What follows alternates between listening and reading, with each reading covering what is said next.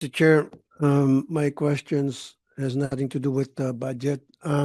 Ito po ay follow-up lamang doon sa in-expose ni Senator Ping Lacson last week about the BGZ boys, particularly this guy Bryce, na has been cashing in and cashing out by the hundreds of millions sa mga casino.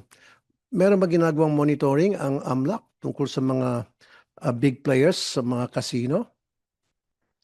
Yes, Mr. Chair. Money For the transaction? casinos, Mr. Chair, casinos are considered as covered persons or reporting entities of the AMLC. Therefore, under our rules, they're required to submit covered transaction report, which is 5 million and up.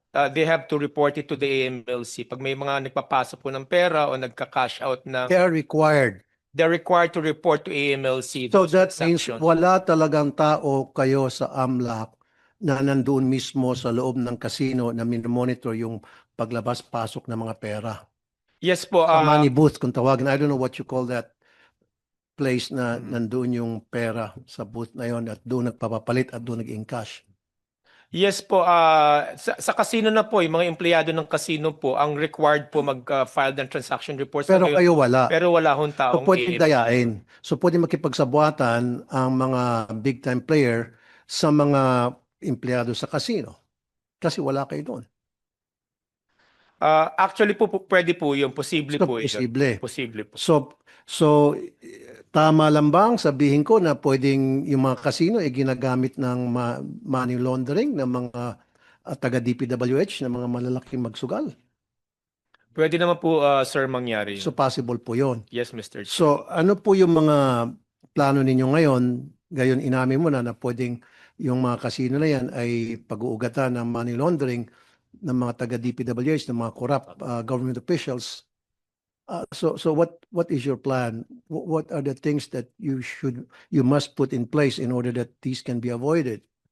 Right now, Mr. Chair, what we are doing is we're coordinating to another regulator, which is the PAGCOR, regulator of casinos, Mr. Chair. And we are requesting them to investigate regarding the incidents of some public officials using the casinos as a possible using the casinos as possible site for their the proceeds of corruption, Mr. Chair. We're doing that right now together with the PAGCOR, and we are also investigating the persons, particularly yung mga DPWH officials who entered this casino, Mr. Chair. Not everybody, pero may kasabihan na everyone has a price. So paano kung nagpagsabuatan ng mga taga-PAGCOR sa mga taga-casino, sa mga players? So paano kung nagsabuatan yung tatlo? PAGCOR, tapos yung casino employees, and mismo yung mga players. Kung tatlo yung nagsabuatan, and we're talking by the hundreds of millions, magkano lang 1 million ibibigay na suhol? Paghati-hatian na nila, di usot na. Doon naman po sa mga casino, as I mentioned po, yung mga casino po, we can conduct on-site, targeted on-site examination of these casinos to determine whether or not they have violations of our implementing rules and regulations. You're hearing me but you're not listening. Yes, sir. Yes, sir. Ang gusto ko sana i-point out, sana merong taga-AMLA na nandun mismo sa loob ng casino, sa booth, na kung saan nagkakaroon yung transaction, yung actual transactions na nagka-cash in and then nagka-cash out, or cash out and cash in, the other way around. So meron nagbabantay talaga, nakikita yung every transaction. Doon na sa malalaki. Pag yung mga maliliit lang, 10,000, 100,000, you don't have to be there. You don't have to monitor those. Pero pag pinag-uusapan na by the hundreds of millions or even 1 million above, dapat nandun yung AMLA na pipirma ka dun sa resibo na yes, ito'y pinanalunan ni Pedro Santos, ni Juan de la Cruz. May pirma yung AMLA.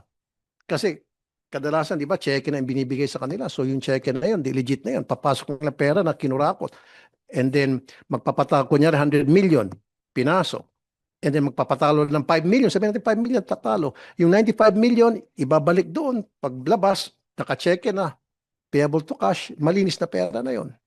At wala kayo doon sa AMLA. Sabi nyo, umaasa lang kayo sa report ng PAGCOR, sa report ng casino. Eh paano kung nagsabuatan nga? Mr. Chair, pwede po namin pag-aralan po na magkaroon ng personnel po sa mga casinos because under po sa rules namin sa kasabatas po, hindi po required ang AMLC to be present in each and every covered person po na nire-regulate namin. Pero po pag-aaralan po namin kung po pwede po namin gawin yun. Doon nga, kasi hindi kayo required. Kaya dahil hindi kayo required, ginagamit ngayon to ng mga sugarol, mga big time na mga sugarol, especially to mga government officials tulad nila Bryce et al., mga taga DPWH, para mag-money launder. See? Mr. Chairman, with the permission of Senator Tulfo, I Right. guess ang point na nire-raise niya is how efficient is your digital or online monitoring?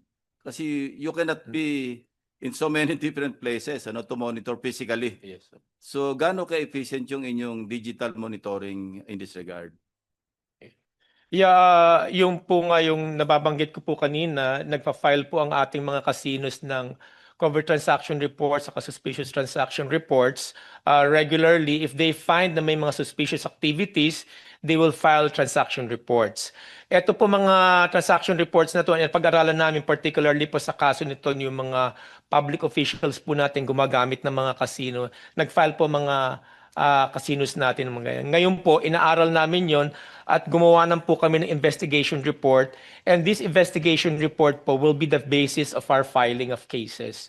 Cases po for freeze order, cases for civil forfeiture and money laundering case. Yun po ang mga ginamit namin sa mga kasong ito. Yeah, thank you, Senator Lacson. Maybe I can add, doon sa mga winnings ng mga players, so kahit man lang sana mabigyan kayo ng kopya ng CCTV, diba? Yun yung sinasabi ni Senator Lacson sa digital. At the same time, of course, dun sa computer, kasi sa computer, nadadahil naman yung pwede naman erase yun eh. Pwede naman yung i-delete. Pwedeng gawa ng paraan na para mabaliwala yung pera na in-encash o pera na in-out. So maybe try to come up with a system, makipag-tie up kayo sa mga casino and of course with PAGCOR na may access kayo sa CCTV, especially pag malaking pera ng pinapalit para makita nyo yung pagpasok at paglabas ng mga pera, especially pag we're talking of hundreds of millions. Mr. Chair, we've already sat down with the PAGCOR and with the relevant casinos, Mr. Chair, and we have already requested po yung mga nabanggit niyo po na CCTV, particularly yung mga incidents where our persons of interest or the public officials enter their casinos. We've already made that request and we're just waiting for them to give us copies of these video clips from the CCTVs of these incidents, Mr. Chair. Hinihintay na lang po namin.